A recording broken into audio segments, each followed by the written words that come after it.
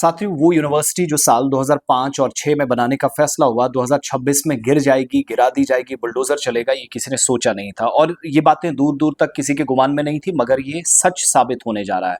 मौजूदा वक्त में जो हुकूमत है उसको पढ़ाई से, इल्म से, तालीम से कोई लेना देना नहीं है, और ये सिलसिला उत्तर प्रदेश में आम हो गया है कि आप बुलडोजर और कानून के नाम पर किसी को भी डराओ, गोली चलाओ, मारो और तालीमी इदारों को आप मिसमार करो। ये एक न्यू नॉर्मल बन चुका है। इसी ट्रेंड को योगी आदित्यनाथ की गवर्नमेंट कंटिन्यू कर रही है।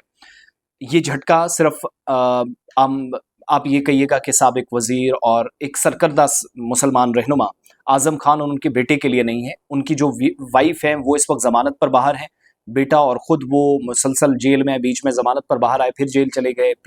MP MLA कोर्ट की तरफ से सुनाई गई सजा में 80 से ज्यादा केसेस में उनको राहत मिली है अदालतों से, लेकिन अभी भी दर्जनों मुकदमे दर्ज हैं। लेकिन इस बीच रामपुर में मोहम्मद अली जौहर यूनिवर्सिटी जो सुर्खियों में है, और रामपुर डेवलपमेंट अथॉरिटी ने 40 में से 38 इमारतें, 38 बिल्डिंग्स इलीगल करार देकर इनको गिराने का ऑर्डर जारी कर दिया है।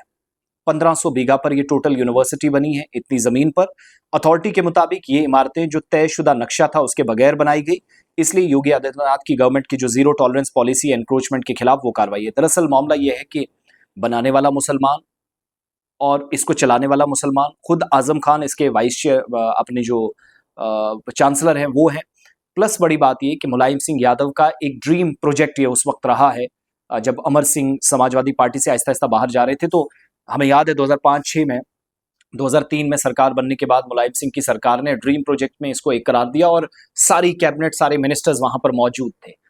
तो आप आजम खान के वर्चस्व का, उनका सियासी कद क्या है और रामपुर के अंदर उनने क्या किया है, वो आप इस बात से अंदाजा लगा सकते हैं। लेकिन उन्हीं की यूनिवर्सिटी को मिसमार किया जा रहा है। 40 में से 38 इमारतें बगैर नक्शे के तामीर की गई हैं, इल्जाम है।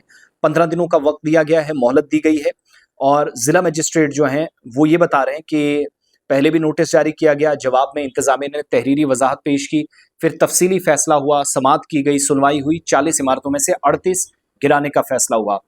मोहम्मद अली जौहर यूनिवर्सिटी आजम खान की सरपरस्ती में कायम हुई, इसके चांसलर भी हैं, जेल में बंद हैं, और मुख्तलिफ कानूनी और इंतजामी जो तनाज़ात हैं उसकी वजह से साल 2006 में बनने वाली मोहम्मद अली जौहर यूनिवर्सिटी रामपुर रेलवे स्टेशन से जो 12 किलोमीटर दूर है बनाई गई, और इसका कैंपस 250 एकड़ से ज्यादा रकबे पर फैला हुआ है। लेकिन ये अब मिसमार होने जा रही है। अब बड़ा सवाल ये है, 2012-13 में इसका इनॉग्रेशन हुआ, 2005-6 के बनने के बाद 2017 में कोर्सेज का आगाज किया, बच्चे पढ़ रहे थे और कम फी ली जा रही थी। गरीब बच्चों को थोड़ी रियायत भी आजम खान और उनके जो है वो मुंतजमीन दे रहे थे।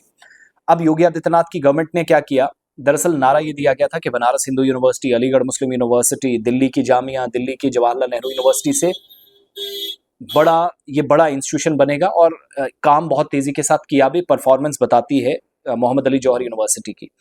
लेकिन सिर्फ मुसलमान के नाम पर, सियासत के नाम पर इस पूरी इमारत को टेक ओवर करने के बजाय बलडोजर चलाना, ये बताता है कि गवर्नमेंट कितनी नाअहल है, रहनुमा कितने नाअहल हैं। तालीम से कोई वास्ता नहीं, मुस्तकबिल से, भविष्य से कोई वास्ता नहीं, और बलडोजर 15 दिनों के बाद चलेगा। कह रहे हैं कि 15 दिनों में खुद गिराएं वरना हम गिरा देंगे। इसको नाम भी बदला जा सकता था अगर इतनी ही तकलीफ है। यूनिवर्सिटी में बच्चों को सिर्फ 2 कैंपस में 38 इमारतें खाली करके 2 बिल्डिंग्स में पढ़ने के लिए कहा जा रहा है। बच्चों को एडजस्ट किया जा सकता था, उन्हें भी तजब्जुब में डाला गया, पेरेंट्स को डाला गया, जो लोग नौकरियां यहाँ कर रहे हैं उनको डाला गया, और सिर्फ इस बुनियाद पर कि किसी और ने बनाई है और मुसलमान के नाम से इसका नाम है। सिर्फ ये जो न्यू नॉर्मल एक बनाया गया है उस बुनियाद पर यूनिवर्सिटी को गिराने की तैयारी है। सो अल्लाह करे कि गिराने के बजाय टेक ओवर इसको गवर्नमेंट कर ले, नाम बदल दे, कोई प्रॉब्लम नहीं, लेकिन इदारे को बचा लें। कि यूनिवर्सिटियां बनने में, प्रोजेक्ट्स बनने में 20-20, 30-30 साल लग जाते हैं, लेकिन गिराने के लिए चूंकि आपको बुलडोजर पर पूछने वाला कोई नहीं, आपने सुप्रीम कोर्ट नहीं मानी, तो एक नया ट्रेंड है योगी आदित्यनाथ का और उनकी गवर्नमेंट का। खौफ पैदा करो, अमन कानून के नाम पर गिरफ्तारियां करो, डराओ धमकाओ, मेजोरिटेरियन फॉर्म ऑफ डेमोक्रेसी जो मुल्क के अंदर है उस बुनियाद पर। लेकिन तालीमी इदारे पर बुलडोजर चलने का मतलब यह है कि आप तालीम से दूर भागकर उस पीढ़ी के गले पर छुरियां चला रहे हैं जो यहां अपना बेहतर भविष्य या मुस्तकबिल देखती थी, वो भी कम पैसे में। सिर्फ आजम खान की जिद को साइड रखेगा, बच्चों के पढ़ने का और उनके फ्यूचर का मामला है।